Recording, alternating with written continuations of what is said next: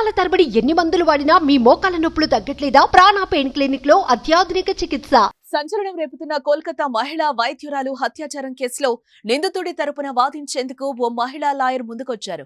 ఇప్పటి వరకు ఏ అడ్వకేట్ అతడి తరపున వాదించేందుకు అంగీకరించలేదు. ఒక మహిళా వైద్యురాల్ని దారుణంగా అత్యాచారం చేసి హత్య చేసినట్లు ఆరోపణలు ఎదుర్కొంటున్న వ్యక్తి తరపున వాదించేందుకు మగ లాయర్లే ఎవరూ రాలేదు. అలాంటిది అతడి తరపున వాదించేందుకు కవితా సర్కార్ అనే మహిళ న్యాయవాది ముందుకొచ్చారు.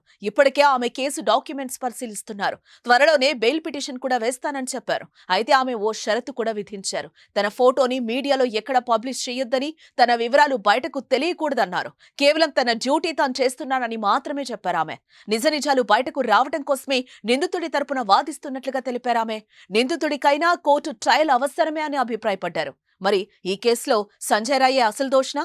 ఇంకెవరైనా ఉన్నారా? యావత్ దేశం మొత్తాన్ని కుదిపేస్తున్న ఈ కేసు కొలుక్కొస్తుందా? కోల్కతా హత్యాచార కేసులో కీలక ఆధారం వెలుగులోకి వచ్చింది. ఘటన జరిగి ఆర్జికర్ హాస్పిటల్లోని సెమినార్ రూమ్ లోకి నిందితుడు వెళ్తున్నట్లుగా అక్కడ సీసీ కెమెరాలో రికార్డ్ అయింది. అర్ధరాత్రి దాటాక సంజయ్ రాయ్ ఆ రూమ్ లోకి వెళ్లినట్టు ఈ ఫుటేజ్ ఆధారంగా తెలుస్తోంది.